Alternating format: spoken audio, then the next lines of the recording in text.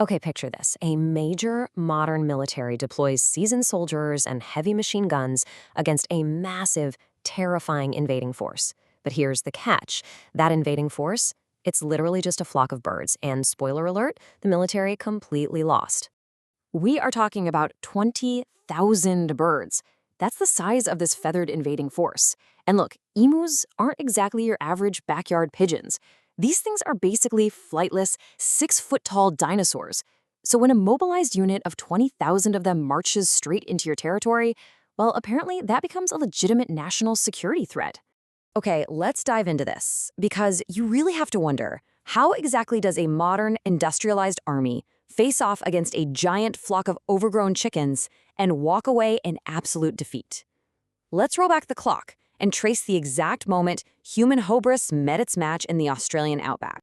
So the road to this bizarre war actually starts with the Great Depression back in 1929.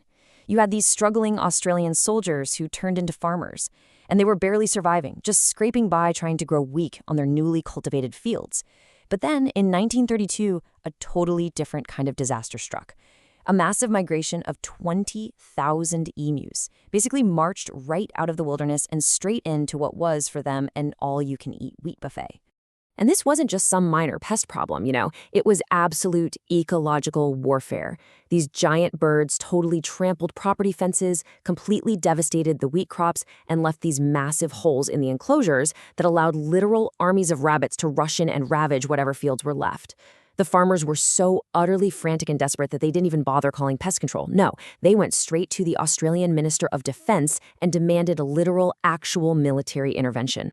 And honestly, brilliantly, the government actually agreed. They treated this bizarre scenario like a completely legitimate, serious combat operation. So, in one corner, you have the absolute pride of a nation, the Royal Australian Artillery. And in the other corner, 20,000 birds just looking for a snack. It sounds like the ultimate mismatch, right? Let's just do a quick, serious review of the official troop deployment here. The military sends in Major G.P.W. Meredith, alongside exactly 2 soldiers, armed with 2 heavy Lewis machine guns and 10,000 rounds of ammunition. And squaring off against them is, well, nature itself. Just sheer numbers and unpredictability. Major Meredith marched out into the outback, fully expecting this super swift, glorious victory against an enemy that literally doesn't even have thumbs. Now, what's really interesting about this slide is the fatal, arrogant mistake the military made. They completely, totally underestimated their opponent. They just kind of assumed that, faced with superior firepower, the birds would politely line up and, surrender. But the shocking reality was that these emus were accidental master tacticians. 50 kilometers per hour. Think about that for a second. That is literal highway speed. I mean, try to imagine aiming a clunky, incredibly heavy 1930s machine gun at a 6-foot-tall target that is sprinting across the rough desert at 50 kilometers an hour. These birds were terrifyingly fast, and as the soldiers very quickly found out, they were virtually impossible to hit. But honestly, their speed was absolutely nothing compared to their strategy. You'd think the birds would generously group up into one massive, easy target, right? Nope. They actively split themselves into these tiny, incredibly evasive guerrilla units. The literal exact second the guns fired, they just scattered rapidly in every possible direction. It gets better, too. One completely bewildered military commander officially reported that the flocks even deployed designated lookout birds. Yeah, literal feathered sentries keeping watch while the rest of the platoon ate. So, getting desperate, Major Meredith realizes he has to change tactics to match their mobility. His grand plan? Mounts a heavy machine gun to the back of a truck and attempts a high-speed chase. And the result of this?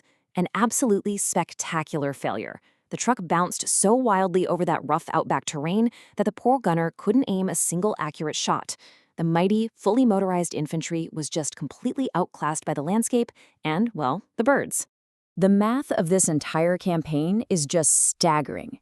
After a few weeks of this intense combat, the military had burned through thousands of rounds of ammunition, and they had barely made a dent in the emu population. All those 10,000 bullets they brought proved entirely, 100% useless against avian speed and those crazy scattering tactics. And naturally, you can't exactly wage war on local birds quietly. The media caught wind of it and mocked the operation ruthlessly. I mean, the public humiliation was absolute. Newspapers across the entire country were just roasting the Australian military for being completely outmaneuvered by poultry. The PR disaster very, very quickly eclipsed the original agricultural one. Which brings us to the inevitable, incredibly humiliating conclusion: an official retreat. The government literally had to pull the plug. The military was ordered to pack up their heavy machine guns, load up their trucks, and formally withdraw in total disgrace. And they left the emus in full, undisputed control of the territory. So what actually happens when ultimate military firepower meets 20,000 birds? Well, the birds win. It's this hilarious, bizarre, historical truth that proves absolutely no amount of human hubris or heavy ammunition can defeat sheer nature. It really does leave you wondering, though, if the emus were already coordinating guerrilla tactics way back in 1932, what on earth are they planning next? Thanks for joining me on this explainer.